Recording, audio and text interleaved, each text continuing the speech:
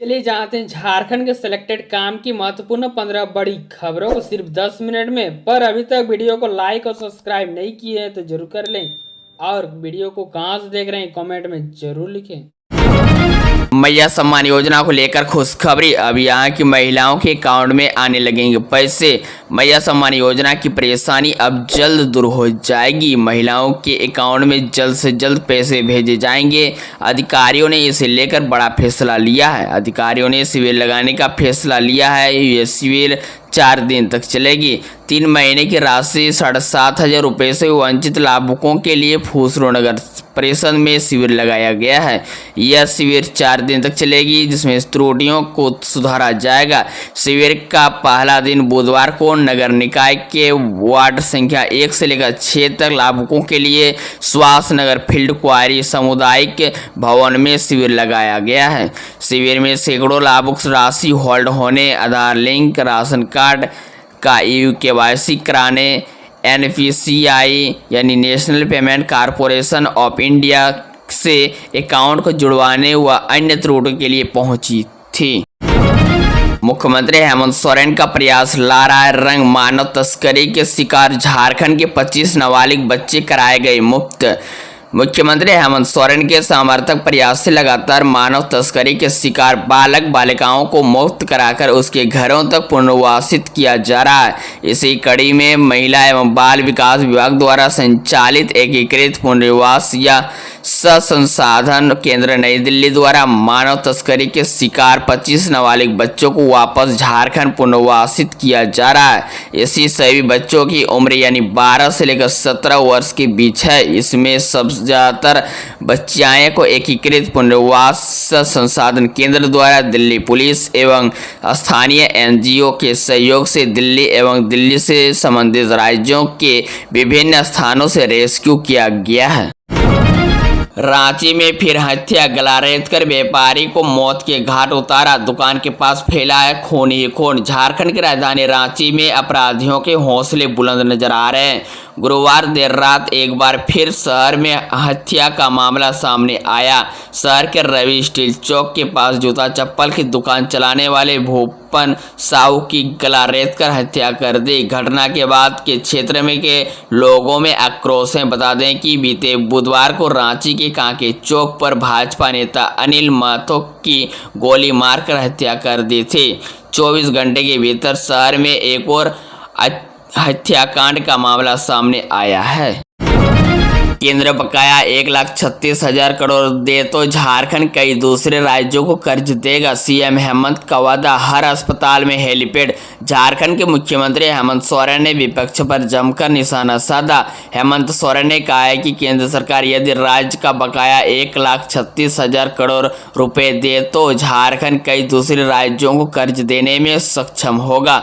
मुख्यमंत्री हेमंत सोरेन ने राज्य के हर प्रमुख अस्पतालों में हेलीपैड की व्यवस्था करेगी, ताकि जरूरत पड़ने पर गरीब से गरीब व्यक्ति को भी हवाई एम्बुलेंस की सुविधा उपलब्ध कराई जा सके। झारखंड ऐसा करने वाला पहला राज्य होगा। परिसीमित को लेकर भी हेमंत सोरेन ने आर पार की लड़ाई की घोषणा की। CM झारखंड विधानसभा के बजट सत्र के अंतिम दिन सदन में बोल रहे थे। वही विधानसभा अध्यक्ष रविंद्रनाथ महतो ने समापन भाषण में पक्ष विपक्ष के सदस्यों को धन्यवाद दिया। इसके साथ ही बजट सत्र की कार्यवाही अनिश्चित काल के कर दी गई। झारखंड में सफाई के नाम पर महिला नहीं उठाएंगे कैदी, जेलों में हड़ताल आंदोलन भी नहीं। सरकार ने पारित किया विधेयक। झारखंड विधानसभा में बुधवार को झारखंड कारा एवं सुधारात्मक सेवाएं विधेयक 2025 ध्वनिमत से पारित हो गया। कैदियों के लिए सुधारात्मक प्रयासों के तहत तय किए गए उपायों के बाद अब सफाई के नाम पर किसी भी कैदी से महिला उठाने को नहीं कहा जाएगा। हालांकि यह पहले से ही प्रतिबंधित है। झारखंड के इस जिले में ब्रेन मलेरिया का कहर। अब तक 6 बच्चों की मौत समेत 84 मरीजों की हुई पहचान। झारखंड के साहिबगंज जिले में ब्रेन मलेरिया के 84 मरीजों की पहचान की जा चुकी है। इस बीमारी की शुरुआत मंडरो प्रखंड के नगरभीठा गांव से हुई, जहां इस बीमारी के कारण 6 बच्चों की मौत हो गई। इससे पूरे इलाके में सनसनी फैल गई। जांच के बाद यह पता चला कि स्वास्थ्य कार्मिकों की लापरवाही की वजह से इन बच्चों की जान चली गई। जिस इलाके में इस संक्रमण की शुरुआत हुई उस इलाके में स्वास्थ्य कार्मिकों का रवैया लापरवाही भरा हुआ था। कई महीने से इस इलाके में स्वास्थ्य कार्मिकों का आना जाना तक बंद था। स्वास्थ्य मंत्रालय की ओर से इस मामले में जिम्मेदार कार्मिकों पर कार्रवाई की गई है। विधानसभा बजट के सत्र के अंतिम दिन मरांडी ने सदन में उठाया टाइगर हत्याकांड का मुद्दा। सीएम हेमंत पर साधा निशाना। झारखंड विधानसभा सत्र के अंतिम दिन नेता प्रतिपक्ष बाबूलाल मरांडी ने राज्य में गिरते कानून व्यवस्था का ठिकरा राज्य सरकार पर फोड़ते हुए कहा है कि झारखंड में किस प्रकार से पुलिस व्यवस्था काम कर रही है इसे आप समझ सकते हैं। बाबूलाल मरांडी ने कहा है कि यहाँ एक ही डीजीपी के हाथों में इतने सारे विभाग हेमंत सोरेन ने आखिर क्यों दे रखा है, और जब किसी एक व्यक्ति के पास इतने सारे विभाग होंगे तो फिर पुलिसिया काम छोड़कर बाकी कामों में ध्यान रहेगा। और सर्वत्र चर्चा होती है कि आखिर क्यों इसे इतने सारे पद में बनाकर रखा है। इसकी चर्चा जगह जगह पर होती है, लेकिन इससे सच क्या है यह कहना मुश्किल है। बाबूलाल मरांडी ने कहा है कि यही नहीं, राज्य में थाने को भी टारगेट फिक्स किया गया है कि उसे कितना समय रुपया करना है प्रत्येक महीना। जहां इस प्रकार टारगेट फिक्स रहेगा तो वहां थानेदार पैसे की वसूली अपराध पर नियंत्रण नहीं करेगा और अपराधियों को पकड़ेगा ही। ईद सरहोल व रामनवमी में शांति के लिए Jharkhand police alert. Drone CCTV से होगी निगरानी। झारखंड के पुलिस महानिदेशक डीजीपी अनुराग गुप्ता ने आगामी त्योहारों ईद सरहोल और रामनवमी के दौरान कानून व्यवस्था और सुरक्षा व्यवस्था को लेकर मंगलवार को एक उच्च स्तरीय बैठक की अध्यक्षता की। बैठक में पुलिस मुख्यालय के वरिष्ठ अधिकारियों के साथ सभी जिलों के पुलिस अधीक्षकों यानी एसपी को वीडियो कॉन्फ्रेंसिंग के माध्यम से जोड़ा गया।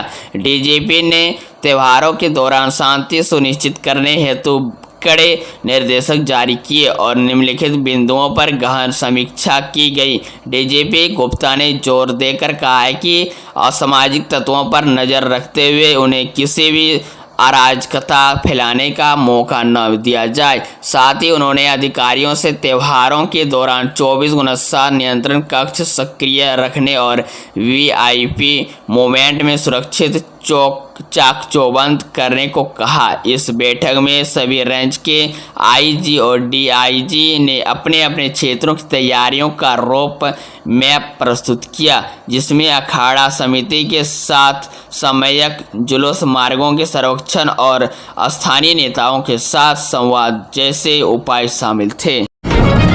रातों रात चमके चतरा के दर्जे की किस्मत। ड्रीम 11 में 49 रुपये लगाकर जीता 3 करोड़ रुपए। शहर के दर्जे बिगहा निवासी मोहम्मद शाहिद ने इंडियन प्रीमियर लीग यानी आईपीएल 2025 के पंजाब किंग्स बनाम गुजरात टाइम्स मुकाबले में अपनी टीम बनाकर किस्मत आजमाई और बड़ी जीत हासिल की। मैच खत्म होते ही जब साहिल ने अपना ड्रीम 11 ऐप चेक किया तो वह हैरान हो गए। वह 3 करोड़ रुपए जीत चुके थे। इस बड़ी जीत की खबर आग की तरफ फैल गई और पूरे मोहल्ले में खुशी का माहौल बन गया। परिवार के सदस्य और पड़ोसी उन्हें बधाई देने के लिए उमड़ पड़े।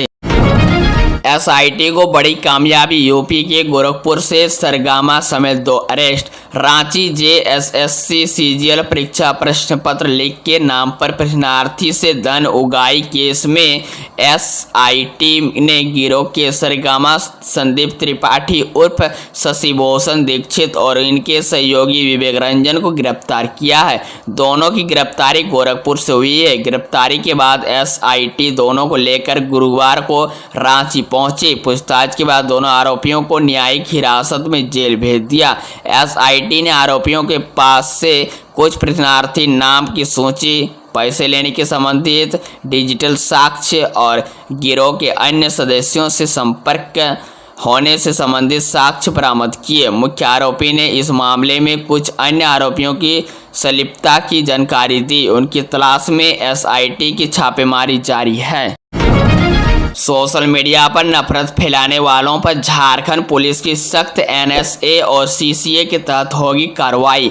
ईद, सरोल और रामनवमी जैसे पर्वों के मद्देनजर झारखंड पुलिस अलर्ट मोड में है। राज्य के कुछ जिलों में पिछले कुछ समय से त्योहारों के दौरान सांप्रदायिक तनाव की घटना को देखते हुए पुलिस ने विशेष सतर्कता बरतने का निर्णय लिया है। इस कड़ी में सोशल मीडिया पर नफरत फैलाने वाले तत्वों के खिलाफ झारखंड के डीजीपी अनुराग गुप्ता ने सख्त कार्रवाई जारी की है। डीजीपी अनुराग गुप्ता ने स्पष्ट किया है कि सोशल मीडिया के माध्यम से सांप्रदायिक विषैले संदेश फैलाने वाले लोग जमीनी उपद्रवियों से भी अधिक खतरनाक हैं, क्योंकि उनकी पहुंच व्यापक होती है और ये समाज में तेजी से विषैली अफवाह फैलाते हैं। उन्होंने चेतावनी देते हुए कहा है कि ऐसे तत्वों को राष्ट्रीय सुरक्षा कानून यानी NSA और जमानती अपराध अधिनियम यानी CCA के तहत कठोर कार्रवाई का सामना करना पड़ेगा। साथ ही पुलिस के पास टेक्निकल उपकरण मौजूद है, जिसकी मदद से फेक ID बनाकर फैलाने वालों की पहचान की जा सकती है। PJMCH में महिला की मौत पर परिजनों ने किया हंगामा। फूलो झानो मेडिकल कॉलेज अस्पताल में सांस लेने की तकलीफ की शिकायत पर भर्ती कराई गई बुजुर्ग महिला मरीज की मौत के बाद उनके परिजन ने ऑक्सीजन लगने में विलंब करने और इलाज में लापरवाही बरतने का आरोप लगाते हुए जमकर बवाल काटा। 60 वर्ष से महिला पोनिया देवी की मौत के बाद परिजनों ने डॉक्टर व नर्स पर लापरवाही बरतने का आरोप लगाते हुए सदर अस्पताल में जमकर हंगामा किया और ड्यूटी पर तैनात कर्मी के विरुद्ध सख्त कार्रवाई करने की मांग की। घटना से नाराज परिजनों ने शव को PJMCH के मुख्य गेट पर रखकर जमकर विरोध प्रदर्शन किया। संबंधित कर्मी के विरुद्ध कार्रवाई की मांग। रांची के HEC कार्मिकों की बल्ले बल्ले, एक साथ 3 महीने का वेतन मिलने से खिले चेहरे।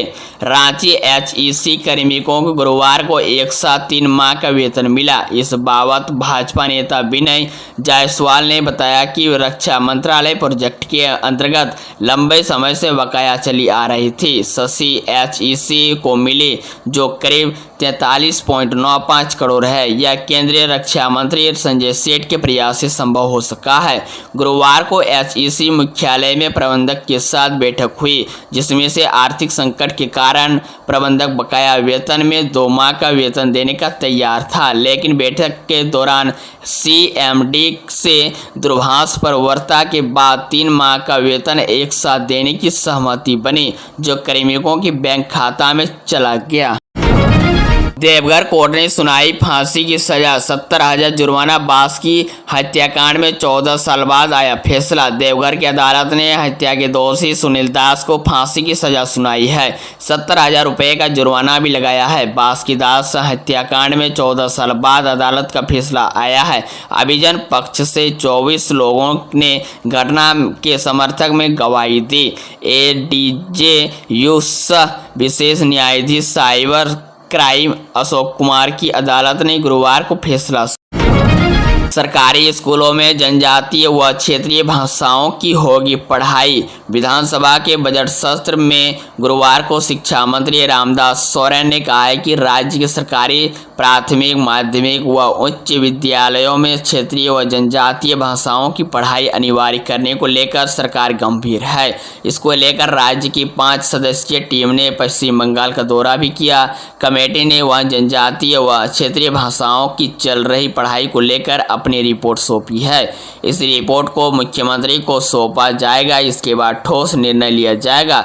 उन्होंने कहा है कि पूर्व में सरकारी की ओर से कराए गए सर्वे की त्रुटि दूर करते हुए शिक्षकों की नियुक्ति की जाएगी। विधायक नमन विसल गाड़ी को लेकर और गैर सरकारी संकल्प के तहत लाए गए प्रस्ताव पर मंत्री ने यह जानकारी दी। विधायक ने अनुसूचित जनजातीय व मूल निवासी की भाषा, संस्कृति एवं परंपराओं को सुरक्षित करने को लेकर सरकारी स्कूलों में जनजातीय क्षेत्रीय भाषाओं की पढ़ाई को लेकर अनिवार्य और शिक्षकों की नियुक्ति अभिलंब करने का आग्रह किया गया है।